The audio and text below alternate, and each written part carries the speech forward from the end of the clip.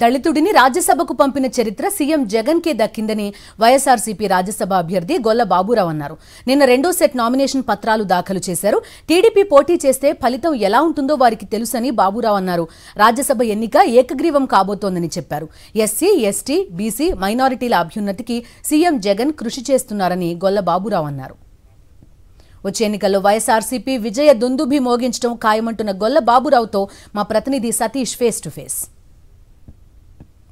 రాజ్యసభ ఎన్నికల్లో వైఎస్ఆర్ కాంగ్రెస్ పార్టీ అభ్యర్థులు రెండో సెట్ నామినేషన్ దాఖలు చేశారు. ఇప్పటి వరకు 3 వైఎస్ఆర్ కాంగ్రెస్ పార్టీ అభ్యర్థుల నామినేషన్లు మినహా వేరే ఏ నామినేషన్లు కూడా దాఖలు కాలేదు. రేపటి వరకు కూడా నామినేషన్ దాఖలకు గడువు ఉంది. దాదాపుగా ఏకగ్రీవం అయ్యేటువంటి అవకాశాలు ఉన్నాయని వైఎస్ఆర్ కాంగ్రెస్ పార్టీ భావిస్తుంది. మనతో పాటు వైఎస్ఆర్ కాంగ్రెస్ పార్టీ అభ్యర్థిగా నామినేషన్ దాఖలు చేసినటువంటి గొల్ల బాబురావు ఉన్నారు. ఆయనతో మాట్లాడుతున్నారు. సార్, ఏకగ్రీవం అయిపోతుంది అనుకుంటున్నారా? ఎలా ఉంది రాజ్యసభలో అడుగుపెట్టబోతున్నారు?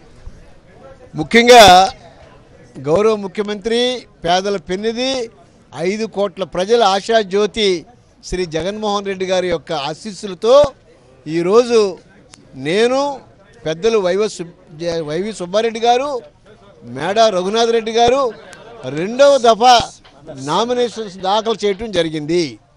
ఈ రెండో దఫా నామినేషన్ దాఖలు చేసిన తర్వాత ముఖ్యంగా నాకైతే మరి వైఎస్ఆర్ పార్టీ మీద ఎంత అభిమానం ఉందో వచ్చినటువంటి ఈ వందలాది మంది ప్రజలే దానికి ఉదాహరణ. దానికి నేను ఒకటే చెప్తాను, గౌరవ ముఖ్యమంత్రి గారు అమలు చేస్తున్నటువంటి పథకాలు అద్భుతంగా ప్రజల్లోకి వెళ్ళినాయి. 5 సంవత్సరాల నుంచి మహిళలు, అణగారిన వర్గాలు, బీసీలు, ఎస్సీలు అది కాకుండా నా బీసీ, నా ఎస్సీ, అలాగే నా ఎస్టీ, నా మైనారిటీ అన్న గొప్ప నాయకుడు భారతదేశంలో ఒక్క జగన్ గారే. ఈసారి బేభత్సమైనటువంటి మెజారిటీతో గెలుస్తామనటంలో ఏమాత్రం సందేహం లేదు. ప్రత్యేకంగా మరొకసారి గౌరవ ముఖ్యమంత్రి గారికి నా తరపున, మా యొక్క దళితుల తరపున ప్రత్యేకమైనటువంటి మరి వారికి నమస్కారాలు, అలాగే వారికి నిజమైనటువంటి పాదాబంధనాలు చేస్తూ మీ అందరికీ అయ్యా, తెలుగుదేశం పార్టీ ఏమైనా పోటీ పెడుతుంది అనుకుంటారా, లేదా ఏకగ్రీవం అవుతుంది అనుకుంటారా? పోటీ పెడితే వచ్చేది రిజల్ట్స్ ముందుగానే తెలుసు. వాళ్ళకి ఏ రకమైన సపోర్ట్ లేకోకుండా పోటీ పెడితే దానికి ఉదాహరణ ఏంటంటే, కుంటోడు వెళ్ళి రన్నింగ్లో పెట్టినట్టు ఉంటుంది. కుంటోడిని తీసుకెళ్ళి మీరు రన్నింగ్లో పెడితే ఆడు కుంటోడు ఏం నడుపుతాడు? ఇప్పుడు ఈ ఏళ్ల పరిస్థితి కూడా అదే. కాబట్టి మీకు దాంట్లో ఏమాత్రం కూడా అనుమానం లేదు. 3 సీట్లు మా వైఎస్ఆర్ పార్టీ జగన్ గారి నాయకత్వంలో గెలుస్తాం, రాజ్యసభకి వెళ్తాం.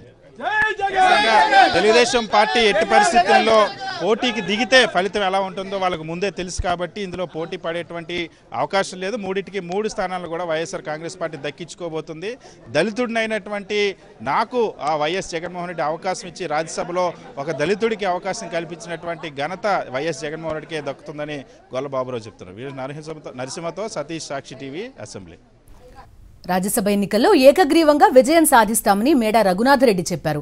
వైవి సుబ్బారెడ్డి గొల్ల బాబురావుతో కలిసి రెండో సెట్ నామినేషన్ దాఖలు చేశారు.